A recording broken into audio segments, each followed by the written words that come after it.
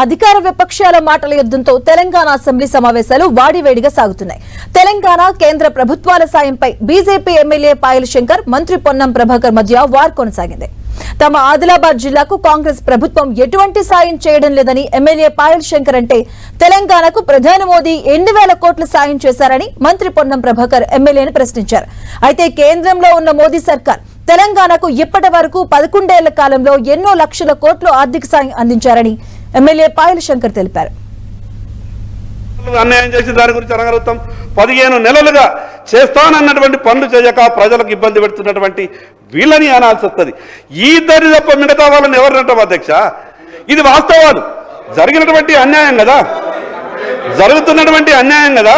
అన్యాయం మీద మాట్లాడేటప్పుడు, మాకు జరిగినటువంటి అన్యాయం గురించి చెప్పేటప్పుడు గతంలో పాలించిన ఈరోజు పరిపాలన కొనసాగిస్తున్నటువంటి పార్టీలని అనుకుంటే మిగతా వాళ్ళని ఎవరంటాం అధ్యక్ష? అదే సందర్భంలో నిజమైనటువంటి ఆవేదన వ్యక్తం చేయదలుచుకుంటే 11-12 సంవత్సరాలుగా కేంద్రం నుంచి ఈ రాష్ట్రానికి ఏ విధంగా అన్యాయం జరుగుతుంది, ఏ విధంగా తెలంగాణకు వీరు వివక్ష చూపెడుతున్నారో కూడా చెప్తే బాగుంటుంది.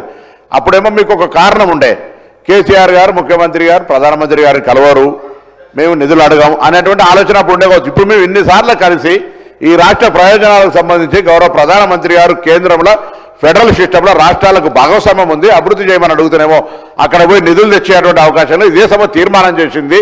బడ్జెట్లో నిర్లక్ష్యానికి వివక్షకు గురైంది. వరదలు వచ్చి కమ్మ మునుగుతే పైసలు ఏమంటే కూడా పక్క రాష్ట్రాలకేమో అధికారికంగా భాగస్వాములు కాబట్టి ఎక్కువ ఇస్తూ ఉన్నారు. ఏ ప్రాజెక్టు డబ్బులు వస్తలేదు, విభజన హామీలు అమలవుతలేదు అనేటువంటి మాటకు ముందు పాయల్ శంకర్ గారు కానీ బీజేపీ నాయకత్వం జవాబు చెప్తే బాగుంటుంది. నేను ఆ సమాధానం చెప్పి నిధులు తీసుకొచ్చి ఇచ్చి మీరు మాట్లాడాలి. నిధులు ఇవ్వకుండానే మీరు అడిగినే జరుగుతలేదు అంటే ఎట్లా అధ్యక్ష? తప్పకుండా మనకు రైట్ ఉంది. బీజేపీ కేంద్రం నుంచి మాకు రావాల్సింది, మేము వీఆర్ నాట్ ఏం భిక్షాం కాదు, బాధ్యత హక్కుగా మీరు ఇచ్చే బాధ్యత అక్కడ ప్రయత్నం చేయండి, కొట్లాడి తీసుకొని రావడానికి రాష్ట్రానికి సహకరించమని కోరుతా ఉన్నాం. కేంద్ర ప్రభుత్వం ఎంత గొప్పగా సహాయం చేస్తున్నదో గౌరవ ముఖ్యమంత్రి గారు చెప్పారు కదా. అంతకన్నా గొప్ప విషయం ఇంకోటి చెప్తా అధ్యక్ష.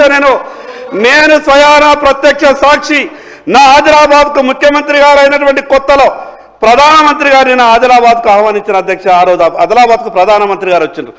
ఆ సభ బ్యాక్ సైడ్ నేను, ప్రధానమంత్రి గారు, గౌరవ ముఖ్యమంత్రి గారు ముగ్గురమే ఉన్నాం. గౌరవ ప్రధానమంత్రి గారు మనస్ఫూర్తిగా మాట్లాడిండ్రు, అచ్చా కామ్ కరో హమ్ హర్ తరీకే సే సాథ్ దేంగే అని. అంతకన్నా నేను స్వయానా నా చెవులతో నేను అధ్యక్ష ఆ మాటలు, ఆ అవకాశం నాకు వచ్చింది. నరేంద్ర మోడీ గారు ఎంత సాయం చేస్తున్నారో గౌరవ ముఖ్యమంత్రి గారే చెప్పిండ్రు.